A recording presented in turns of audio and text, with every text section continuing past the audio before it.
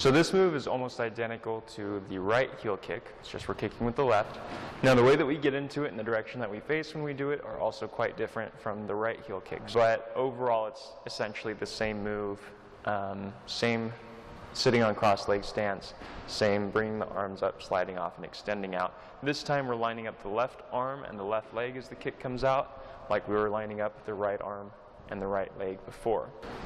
So as always, I'll do this one facing as if I had started the form facing you. So we finish twin fist strike to the ears, here.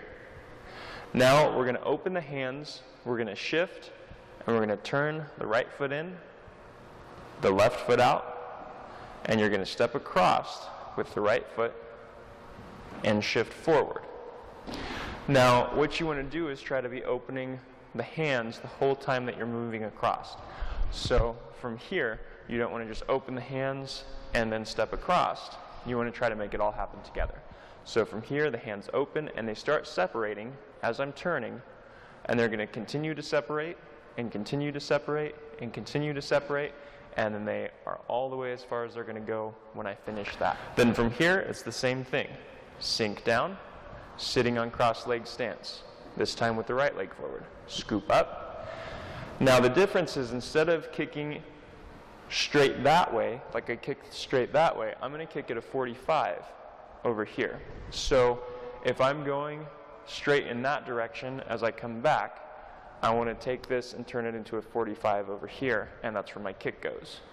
So from here, slide off and push out.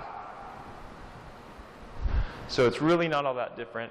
It's just getting into it, and then instead of kicking straight on this line that we've been going back and forth on, I'm kicking at a 45. So from twin fists, open the hands, start to shift. Hands are still opening, step across, and they finish separating here. Then I sink down and scoop, come up, hands slide off, and kick out. So if I'm facing directly away from you here, when I do this turn and step across, I'm facing off to this side. But when I do the kick, it's not going to come straight for you. It's going to be a 45 away from you over here. So from here, I sink, come up, lift the left leg, and push out. From here, arms open, continue to open, and finish opening. Then I sink, come up, hands slide off, and I push out. So from here, I turn, my hands continue to separate and separate, get farther and farther away from each other, and I step. Now they're as far apart from each other as they're going to get. I sink down, scoop with the hands, come up, the hands are going to slide off of one another, and I kick there. So from here, open, turn, shift forward, hands finish separating. Sink down. Instead of kicking straight out in that direction, I kick at the 45. Hands slide off of one another, and I kick out. From here, open, hands are separating. Sink down, scoop up, the hands slide off of one another, and I kick out.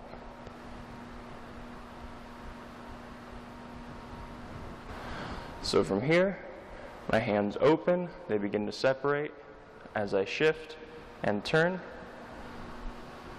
I step across, sink down, scoop, come up, hands slide off, and kick. So it's at a 45, not directly that way. From here, open the hands, turn, shift, step. Sink down, scoop, come up, hands slide off of one another, and push out with the kick, making sure that's lined up over that leg. So as you do this, watch for the same things. Make sure that the left leg and the left arm are lined up with each other as you kick. Make sure that your arms aren't off, and make sure that you slide off and push out, rather than flinging the arms out as you kick, or maybe coming over the top or doing it a different way. Unless your instructor teaches you to do it a different way, and then definitely do it that way. But for my students, it's up, slide off, and push. So that's all that there is to the left heel kick. I hope you found this video very helpful. Thank you so much for watching.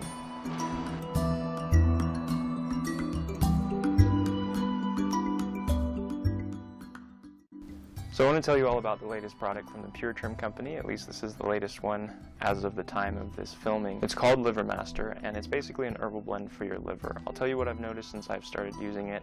It's supposed to be used on like a 90-day kind of liver program that you can go on. And what I've noticed is that I sleep better, and my energy seems to be a little bit more even through the day instead of having a lot of peaks and valleys. It tends to just kind of carry through. So I don't know if you'll have the same experience, but it might be worth trying out. So you can find out more about Liver Master, what's in it, what it's used for, if you visit the website that's at the bottom of the screen. I hope you try it out, and I hope you learn to love it as much as I do. Check it out, Liver Master.